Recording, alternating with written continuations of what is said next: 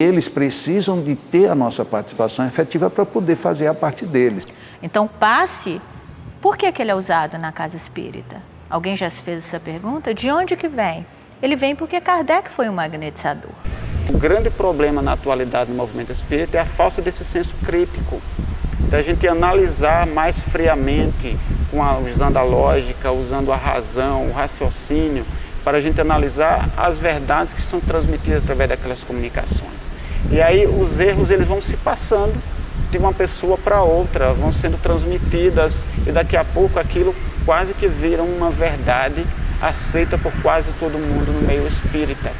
E eu não sei quando é que isso realmente começou, mas dessa maneira que o magnetismo foi sendo rejeitado e foi se reduzindo cada vez mais tudo aquilo que diz respeito à terapia de tratamento magnético, foi sendo reduzido cada vez mais somente à afeição do que a gente chama hoje de passe, que realmente deixa muito a desejar. Todas as vezes que a gente se omite e fica naquela de bonzinho, pronto, eu estou aqui à sua disposição, e você não faz nada, eles não têm como fazer. É mais ou menos, você vai levar uma bagagem, só olha, conte comigo que eu posso lhe ajudar a carregar a sua bagagem. Diz, pronto, eu tenho todas essas malas. Tá bom, você carrega que eu vou ficar respirando fundo. É mais ou menos isso que a gente tem feito com o mundo espiritual.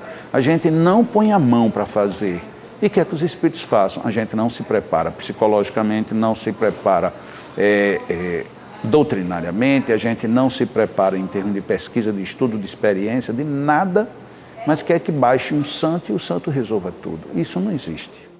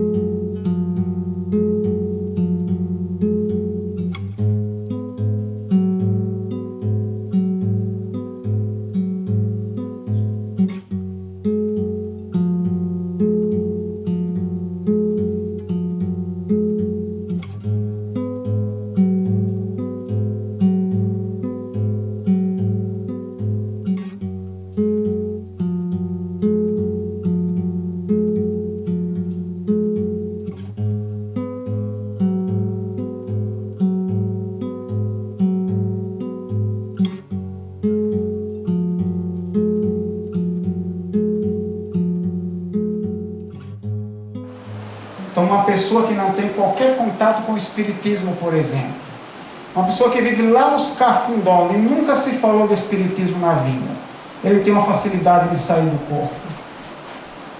Muitas vezes ele é incompreendido, muitas vezes ele é tido como doido, as pessoas muitas vezes não vão entender o que acontece com ele. Isso vai acabar trazendo um monte de transtorno para a vida dele e ele não consegue, ninguém que consiga lhe dar uma direção, uma orientação.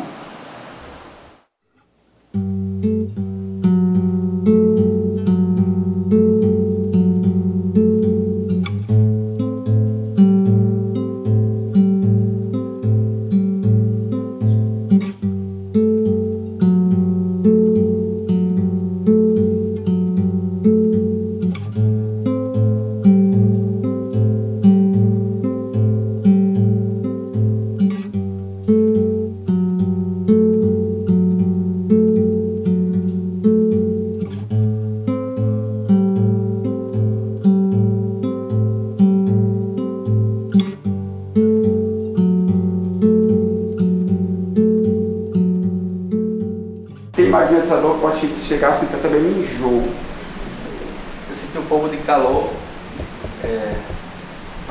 mais alto, até embaixo, como se fosse no mesmo nível, sem ir alterando. Aqui é o negócio de calor, frio, mais próximo do melhoramento. Certo. O que mais? Uma brisa na palma da mão. Uma brisa na palma da mão. Eu não senti assim resistência. Quando vocês cansarem, apliquem mais um pouco. Tá? Não pare as mãozinhas lá em cima, Não pare a mão lá em cima para não fazer qualquer Quando doação. chegar lá em cima, você já Põe em desce uma cima mão. dessa. Chegou em cima, abriu, desceu. Desce aberto, sobe fechado. Com velocidade, porque é dispersão. O magnetismo, ele atua em nós, falando aqui de ser humano para ser humano, através de centros que são chamados energéticos, que escolas mais antigas chamavam de chakras, hoje em dia se chama de centro de força, mas que na realidade são campos vitais. Esses centros de força, eles são muito bem localizados, pelo menos os principais. Temos um que fica no alto da cabeça, que é o mais importante de todos, e também é o mais sutil de todos, que se chama coronário. Temos um segundo que fica aqui no meio da testa, no entre-olhos, que é o frontal. Depois nós temos um que fica sobre essa região da garganta, que é chamado de laríngeo. Temos um sobre o coração, que é o cardíaco. Temos um no alto do estômago, que seria o gástrico. Um pouco abaixo, mas do lado esquerdo, que fica sobre o baço, que se chama centro esplênico. E um na região da genitália, que se chama centro genésico.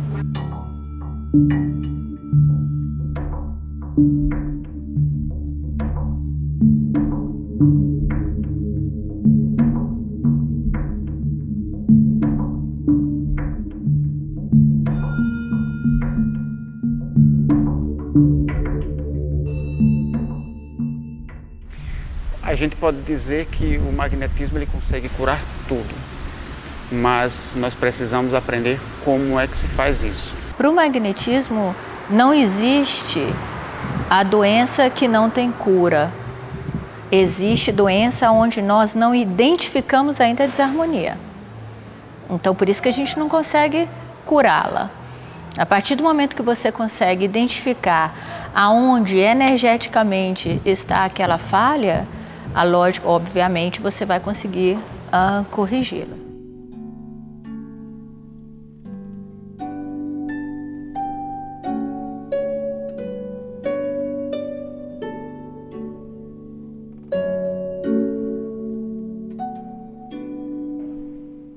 Isto aqui é espiritismo. Ou seja, o tratamento durou mais ou menos 1 ano e meio. Ela teve infecção urinária, desidratação, pneumonia, diarreia. E todo mundo diz espiritismo é ciência, filosofia e religião, mas se espiritismo, magnetismo é ciência, por que eu jogo fora a ciência espírita? Vamos falar sobre sonambulismo, hipnose e fé. Isso vai avançar e vai adentrar em praticamente vários ramos da ciência, não é somente no ramo da medicina, isso vai abrir todo um novo campo de pesquisas.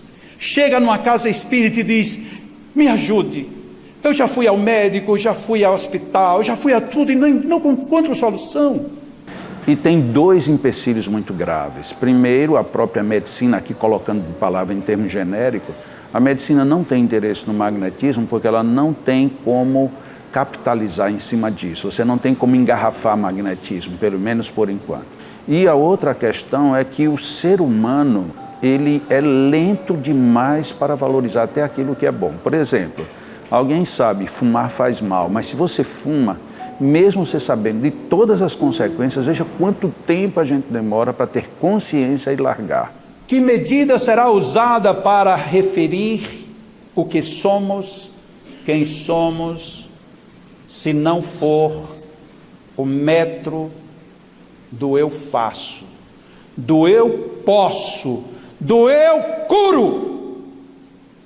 Então, apesar de que a gente quer a cura, na realidade a gente quer que alguém nos cure e não que a gente seja o agente de cura. Por isso é que é tão lento o caminhar. Esse magnetismo é o que a gente está conversando hoje. Não é aquele magnetismo, aquele passe que eles chamam, inventaram a expressão passe da casa, né? Não existe passe da casa, na verdade existe o passe. O que acontece muitas vezes é que as técnicas não são utilizadas da forma mais correta, né? Ou seja, N motivos, por falta de estudo, por realmente não querer não se poder utilizar a técnica mais correta, né? Ou por falta de conhecimento mesmo, né? Aí ficou essa do achismo, eu acho que não precisa, eu acho que é só botar a mão, eu acho isso, eu acho aquilo. E com isso, foi se perdendo essa grande maioria. Eu fico pensando no cenário, se nós tivéssemos, como espíritas, estudado o magnetismo desde o princípio que o espiritismo entrou no Brasil. Então se diz que em questões de passe a gente não precisa estudar, a gente não precisa aprender muita coisa, não precisa fazer isso ou aquilo, basta que a gente tenha boa vontade, os espíritos vão fazer tudo. Mas a ciência magnética e o que Allan Kardec deixou escrito se contrapõe a tudo isso. Casa espírita tem em todo quanto é lugar, porém as casas espíritas que fazem o tratamento do magnetismo ainda são poucas. As manifestações obtidas por intermédio dos médiuns, como as do magnetismo, são de ordem natural. Não há milagres. Camille Flammarion. A natureza, ela não permite milagre. Milagre é uma expressão de um fenômeno que a gente desconhece ainda o meio, o método, mas que uma hora a gente vai entender o porquê disso. A relação entre Jesus, milagres e magnetismo é direta, objetiva, sem qualquer subterfúgio. Jesus é qualificado por nós como o maior de todos os magnetizadores que aqui já esteve. Veja, quando alguém diz assim, Jesus era um médium de Deus, de alguma forma não entendeu muito ou apenas está dando uma ênfase no processo. Porque, de fato, Jesus fazia, ele não precisava de Deus agir diretamente sobre ele. Agia Deus como age sobre qualquer um de nós, e não de uma forma especial. E aí ele conseguia levantar, entre aspas, quase mortos, limpar feridas, ele conseguia tudo, e nos sugeriu isso, é tanto que ele não foi de meias palavras, ele não disse, vai e veja o que é que dá para você fazer, ele disse, vai e cure. Nós é que somos tímidos demais e diz, não, a gente vai ver se dá, não sei. Então, a ênfase de Jesus era a ênfase de um grande magnetizador. Tanto que ele afrontou uma época, afrontou todos os tipos de governo e de força que tinha, sem levantar a mão contra ninguém. E a minha segunda casa. Aqui eu chamo de Corredor da Esperança.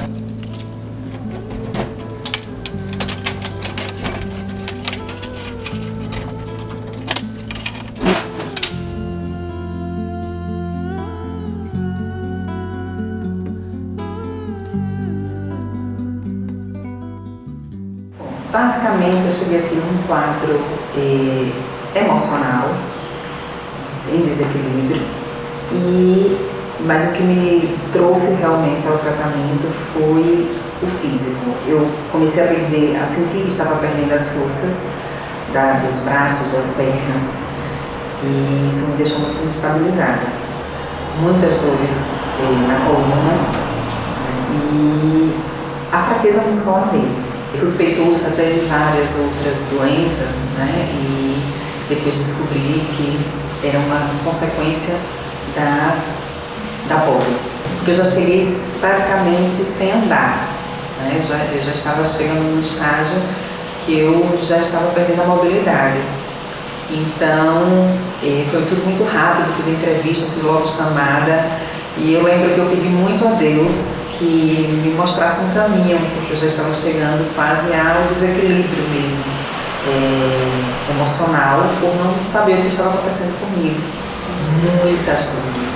Muitas dores de chegar a tomar morfina. Eu lembro que uma das coisas que mais me impressionou e me emocionou profundamente, a ponto de eu chorar muito, foi que numa das sessões eu senti a minha perna esquerda, que eu nunca tinha sentido, né? Ela tem alguns reflexos, pouquíssimos, mas nunca a senti como eu sinto a minha perna direita. E isso me deixou muito emocionada, né? Saber que algo que parecia ser impossível aconteceu. Eu achava que era alguma coisa não miraculosa, mas que por ser espírita, que era uma coisa diretamente dos espíritos. Então eu posso dizer que eu entrei aqui, meu tratamento durou 2 anos. Então fiz 2 anos agora em janeiro. E eu recebi alta e eu fiquei muito feliz. Então a gente, quando chega ao centro espírita, as pessoas não sabem nem o que significa o espiritismo. A princípio, eu não nego que entrei com um recurso de milagre. E foi aí que eu comecei a minha caminhada e digo que é a minha salvação. Às vezes eu até sinto falta quando eu venho aos domingos e não entro aqui. Já estava habituada a entrar aqui, seria a minha segunda casa. Mas ao mesmo tempo muito feliz de saber que eu consegui vencer essa etapa da minha vida e que outras pessoas também vão sair daqui melhores, com certeza, do que entrar. Aqui era onde eu fazia o tratamento, especificamente nessa marca.